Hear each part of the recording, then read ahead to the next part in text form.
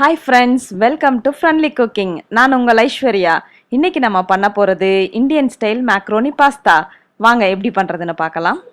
இப்போ ஒரு பேன்ல தண்ணியை நல்லா கொதிக்க வச்சுக்கறலாம். அதோட 1 டேபிள் ஸ்பூன் உப்பு, 1 டேபிள் ஸ்பூன் எண்ணெய் சேர்த்துக்கறலாம். எண்ணெய் ஊத்துனாதான் பாஸ்தா ஒன்னோட ஒன்று ஒட்டாம உதிரியா வரும். இப்போ 1/2 கிலோ மேக்ரோனி பாஸ்தாவை கொதிக்கிற தண்ணியில போட்டு 5 நிமிஷம் நம்ம மூடி போடாம வேக வைக்கலாம். 5 நிமிஷம் கழிச்சு பாஸ்தா நல்லா வெந்துருச்சு. இதை தண்ணி இல்லாமல் நல்லா வடிகட்டி எடுத்துக்கறலாம். இப்போ ஒரு பேன்ல 1 டேபிள் ஸ்பூன் எண்ணெய், 1/2 டேபிள் ஸ்பூன் பட்டர் சேர்த்துக்கறலாம். பட்டர் மெல்ட் ஆனதுக்கப்புறம் நீளமாக வெட்டி வச்சிருக்கிற 1 கப் வெங்காயத்தை சேர்த்துக்கறலாம். வெங்காயம் கொஞ்சம் வதங்கினதுக்கப்புறம் 1/2 கப் கேரட்டை சேர்த்துக்கறலாம். இதோட 1/2 கப் கொடமிளகாவை சேர்த்துக்கறலாம்.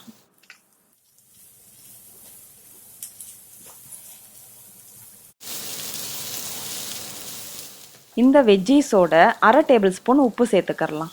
இந்த பாஸ்தாக்கு வெஜ்ஜீஸ் எல்லாம் கிரன்ச்சியாக இருந்தால் தான் நல்லாயிருக்கும். அதனால ஹாஃப் குக் பண்ணி ஒரு பவுலில் மாற்றிக்கிறலாம். இப்போது அதே பேனில் 1 டேபிள் ஸ்பூன் எண்ணெய், 1/2 டேபிள் ஸ்பூன் பட்டர் சேர்த்துக்கறலாம். பட்டர் மெல்ட் ஆனதுக்கப்புறம் பொடியாக நறுக்கி வச்சிருக்கிற ஒரு பூண்டு சேர்த்து நல்லா வதக்கிக்கிறலாம். பூண்டு நல்லா வதங்கினதுக்கப்புறம் பொடியாக நறுக்கி வச்சிருக்கிற 1 கப் தக்காளி சேர்த்து இதை நல்லா வதக்கிக்கிறலாம். தக்காளி நல்லா வதங்கினதுக்கப்புறம் 1 டேபிள் ஸ்பூன் மிளகாய்த்தூள், 1 டேபிள் ஸ்பூன் மல்லித்தூள், 1/2 டேபிள் ஸ்பூன் சீரகத்தூள் சேர்த்துக்கறலாம். இது கூட கொஞ்சமாக சில்லி ஃப்ளேக்ஸ் சேர்த்துக்கறலாம். இப்போது கொஞ்சமாக தண்ணி சேர்த்து நல்லா வதக்கிக்கிறலாம்.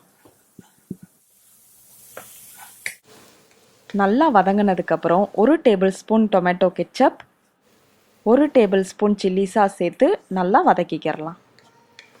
இங்கே பாருங்கள், பாஸ்தா சாஸ் நல்லா திக்காக ரெடி ஆயிடுச்சு. இப்போது பாயில் பண்ணி வச்சிருக்கிற பாஸ்தாவை இதோட சேர்த்துக்கறலாம். இப்போ பாஸ்தாவை நல்லா சாஸோட மிக்ஸ் பண்ணிக்கிறலாம்.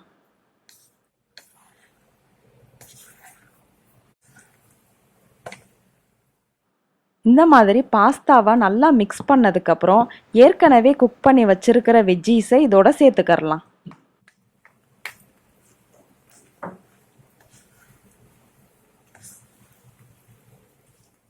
இதோட நான் 2 ஆலிவ்ஸை சேர்த்துருக்கேன். இது வந்துட்டு ஆப்ஷனல் தான். உங்ககிட்ட இருந்தால் ஆட் பண்ணிக்கோங்க, இல்லைன்னா விட்டுருங்க. இதோட ட்ரை ஹர்ப்ஸாக நான் சேர்த்துக்கிறேன். உங்ககிட்ட இருந்தால் போட்டுக்கோங்க, இல்லைன்னா விட்டுடலாம். இதுவும் ஆப்ஷனல் தான். இந்த மாதிரி வெஜ்ஜீஸை பாஸ்தாவில் சேர்த்து கொடுத்தா கிட்ஸும் விரும்பி சாப்பிடுவாங்க. இந்த ரெசிபியை நீங்களும் வீட்டில் ட்ரை பண்ணி பாருங்கள். லைக் பண்ணுங்கள், ஷேர் பண்ணுங்கள். மறக்காமல் நம்ம ஃப்ரெண்ட்லி குக்கிங் சேனலை சப்ஸ்கிரைப் பண்ணுங்கள். தேங்க்யூ.